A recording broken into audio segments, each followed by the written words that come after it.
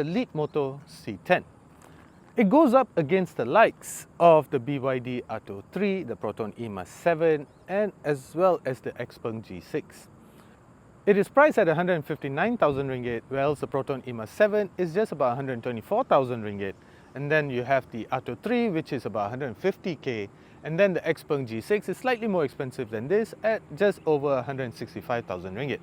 I've had some time with this car, and it almost feels like the company does not want you to buy it. I'll explain why in this video, so stick around.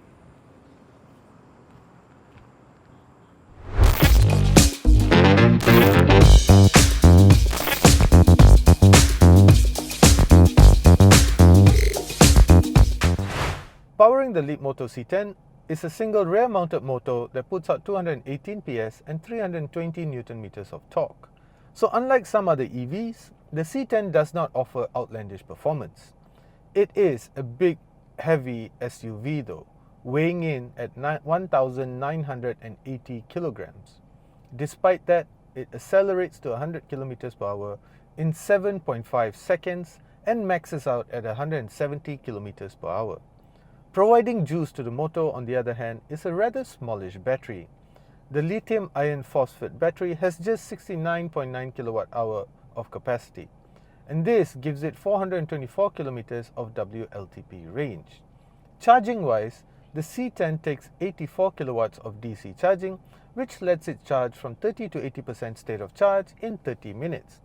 For AC charging though, the C10 only takes a maximum of 6.6 kilowatts, which is quite disappointing honestly.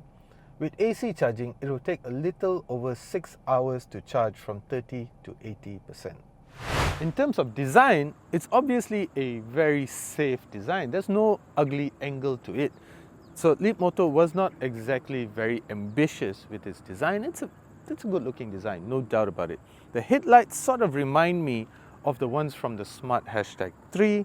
These 20-inch wheels look really good as well. They're very sporty, they're very unique, and they suit the overall character of the car. And this is the logo of the car, and if you're wondering what that means, well, this is actually a L and a P, and that does not designate Leapmotor. In fact, it means Ling Pao, which is what this is known as in China. Continuing on with the topic of the design of the car, the C10 is one of the few cars out there where the rear looks better than the front. Yeah, I like how the rear looks, and I'm of the opinion that the back looks better than the front. But as good looking as the car may be, there are a couple of annoying things about it which just sort of blows my mind. So to get in and out of the car, you need this, a keycard. And this is not your regular keycard because it's not something that you can just keep in your pocket or your wallet and get in and out as you normally could with a keyless entry and exit. And you can download an application, but here's the real problem with it, because I have the key in my hand and I still cannot access the car. That's because every time you want to get in the car, you have to fiddle in your pocket, your wallet, your handbag, wherever, take it out and do this. Only then you can get in the car. Of course, you can do it from your phone as well, but that still requires you to take out the phone, launch that app and unlock the car, which is just counterproductive. I mean, there are cars from nearly 10 years ago, or perhaps more, where you can just leave the key in your pocket, touch the handle and it unlocks automatically. That is the main idea of a keyless entry and exit. This just seems to be as good as taking out your key, slotting it in and turning it around. It's just the same thing. And the annoyance does not end here.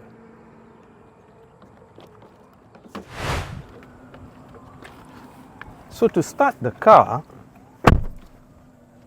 even with the key, I now need to place this key on this NFC card on this pad over here, and only then I can start the car, put it into gear and drive away. There's no buttons to touch or anything of that sort. But then again, isn't a keyless entry system a lot easier? Just have a physical key, put it in your pocket, get in and out. And this annoys me because I went through a couple of scenarios yesterday, which I'll talk about now. So yesterday, I went to go pick up my son from school, and I always make him sit in the back. So when I picked him up, I came to the back over here, and I realized I couldn't unlock the door unless I took the card out of my pocket, and then I fiddled like this. But then the annoying thing is that this only works on the right hand mirror. So I wanted to get my son in, but now I have to go all the way over here to unlock the car, do that, and then come all the way here and open the door. Of course, I can also use the app, but it's the same thing. I still need to take it out, fiddle with it, launch the app, and then unlock it. So these are just a couple of things that annoy me about the Leapmotor C10. But that's not all. Now that I've unlocked the car, the button is over here, and of course an automatic tailgate. So now I've went through the entire process of unlocking the car, I get access to a rather generous 435 liters of boot space. This is quite good. And you can collapse the second row of seats and expand this into 1,410 liters. Again, very generous. And I also like that you get twin areas over here. One is for all your barang-barang and such. You know, this is a tire repair kit and all. That is great. And then this over here is for all your charging cables. This, I think credit is due where it's deserved. It's very clever, and I think a lot of other car makers can learn from Leapmotor as well. So 2 storage areas just out of sight. I like that.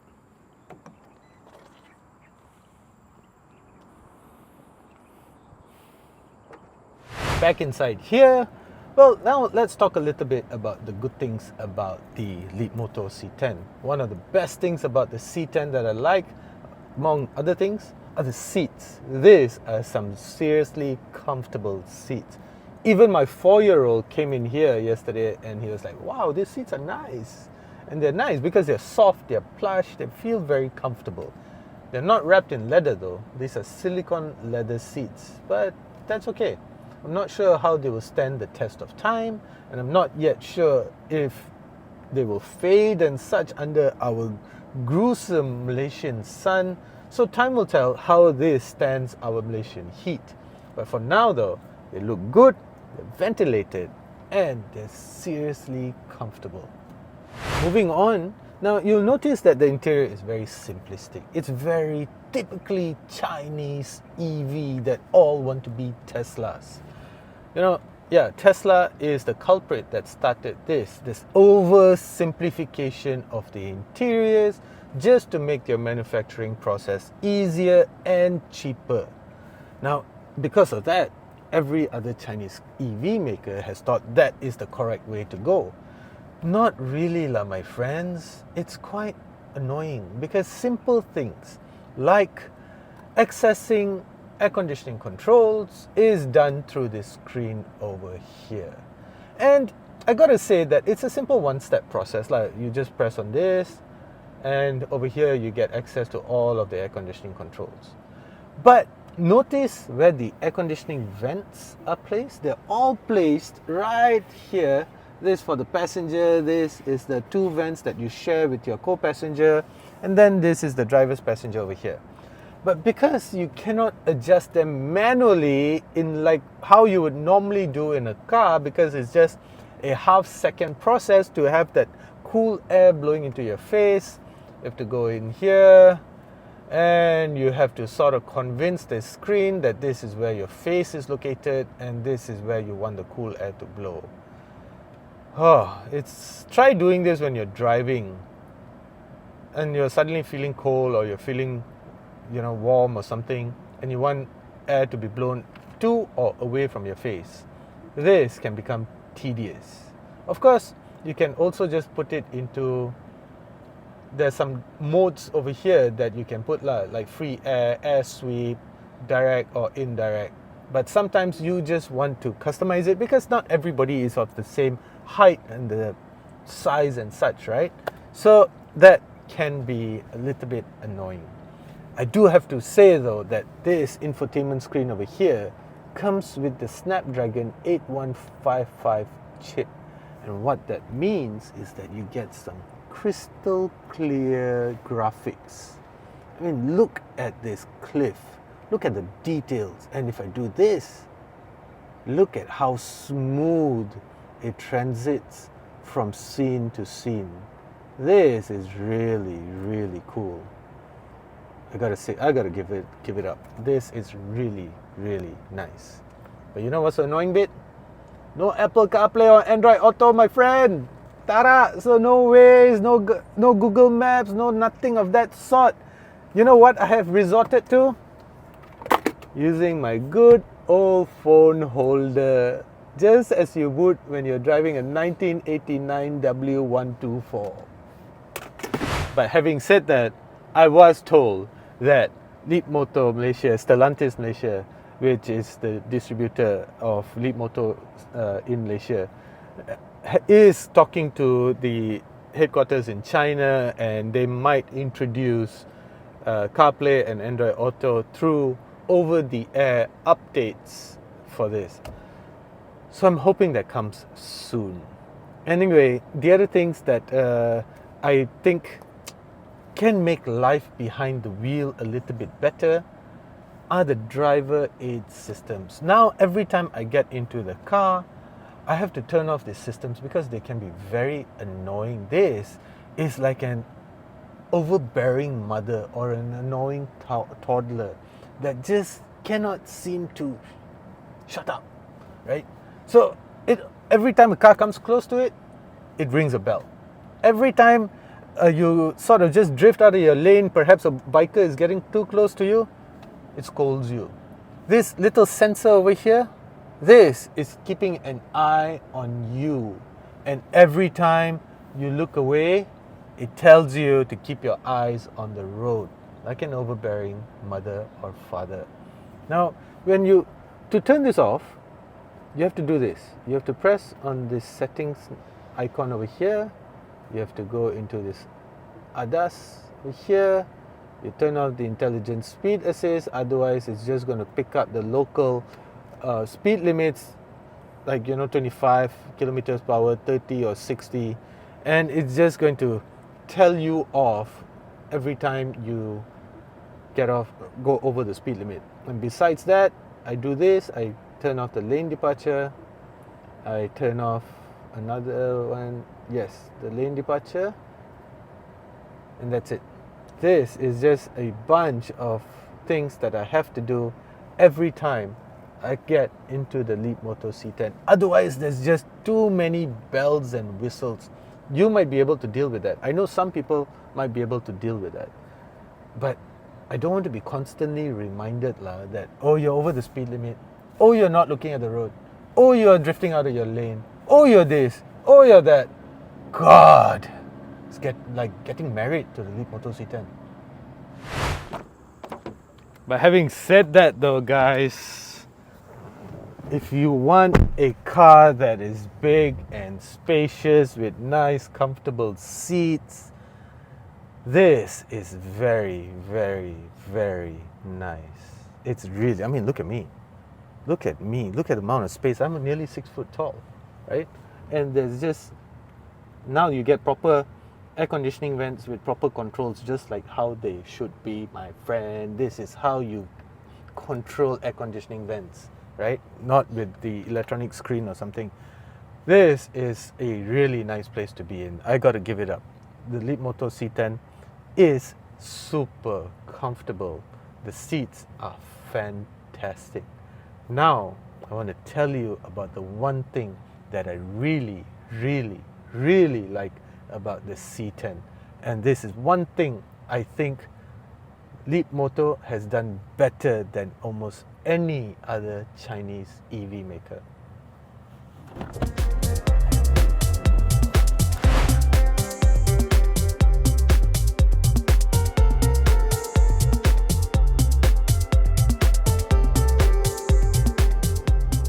the thing that I really like about the Leapmotor C10 is the way that it drives.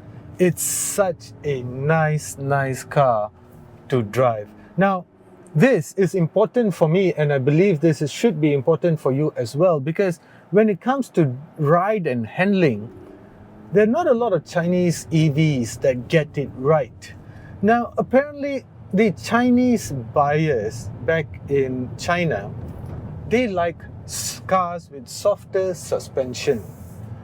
They're big roads, big comfortable highways, a lot of straight roads and such. And well, basically they can have cars that are a little bit on the softer side. But the thing about softer suspension is that sometimes it does not do very well, especially on roads such as ours here in Malaysia, where roads are small, they're winding, we have a lot of potholes, dips and ruts and such. So softer suspension don't usually fare very well. And the thing about softer suspension is that it's not very settled. So it swings and rolls and such, and that just gives you a bobblehead-like effect. You know, sometimes you have those toys that you buy and you put it on your dashboard and such, and the guy just can't stop swinging around. It's just, you get that same effect. You just are swung around all the time. And that's the thing about soft suspension. But the Leapmotor C10 has nailed it. Now this is the systems that I was telling you about earlier, always trying to correct you, always trying to tell you something wrong, and always trying to do. It's just very naggy. Anyway, in terms of ride and handling, the Leapmotor C10 has nailed it. Absolutely nailed it. It is one of the best in perhaps the best. I'll just put it out there.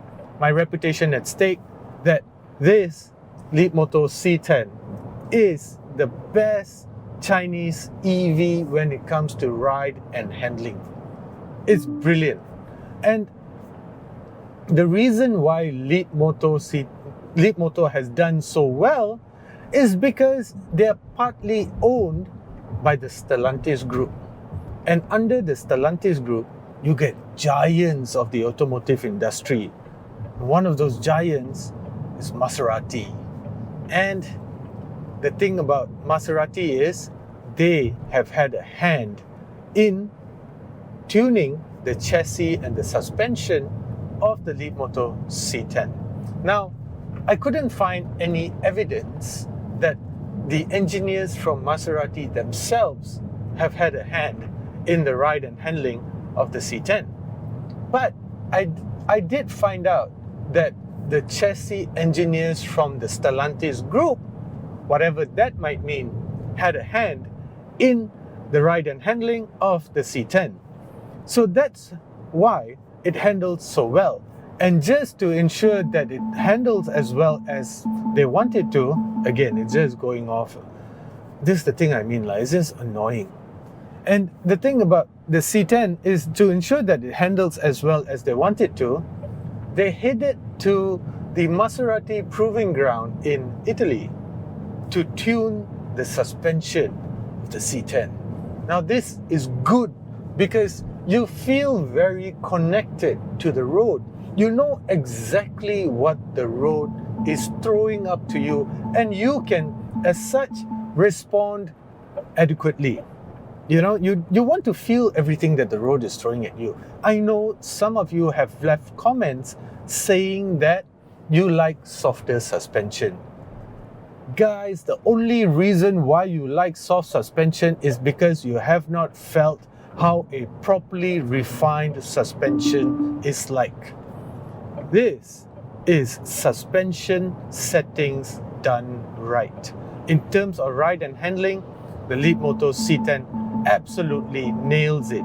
And when you couple this with the comfort of the interior, the comfort of the seats and all of that, It just gives you an immensely nice car, comfortable car, spacious, and one that is really, really nice to drive. So that, my friends, is why the Leapmotor C10 is one of the best Chinese EVs in the market today, because it is so good in that department. Anyway, everything else about the C10, well, as I pointed out earlier, there are a couple of annoying bits, and there's chimes and bells and such. I don't know what to say, man. So now I have to press this icon over here, go to ADAS, Intelligent Speed Assist, active, and turn all of these warning sounds off. And now this eye sensor over here is going to start telling me to keep my eyes on the road. Oxymorons.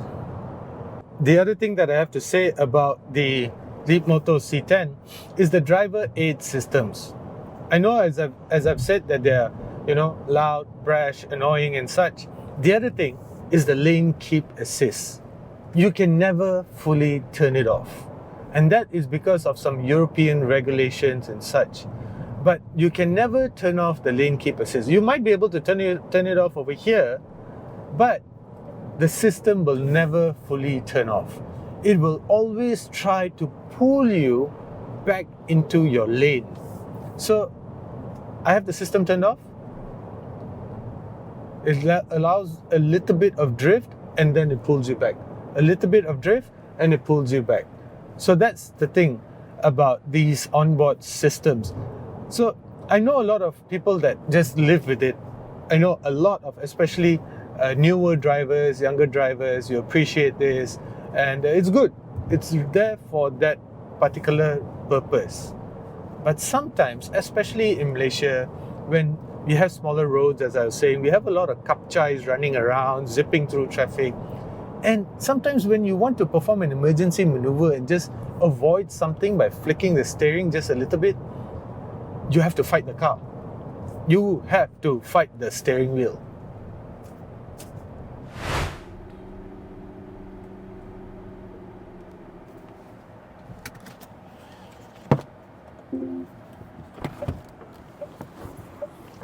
So that's it. The Leapmotor C10, 159,000 ringgit. There are bits about it that really annoy me quite a bit. And there are things about it that I truly enjoy, such as driving it. I really think that in terms of ride, handling and comfort, the Leapmotor C10 does it better than a lot of the other Chinese EV makers. Perhaps the best in the ride and handling department as well. But will I spend my own money on it? No. Should you spend your own money on it? I would think that wait for the over-the-air updates to arrive, because life with Waze, life with Google Maps, life with Apple CarPlay and Android Auto is a lot more pleasant. And the entry and exit systems of the Leapmotor C10 is just needs an improvement. Is an understatement. Let's just leave it at that. Let me know what you think about it in the comment section below. Do consider subscribing.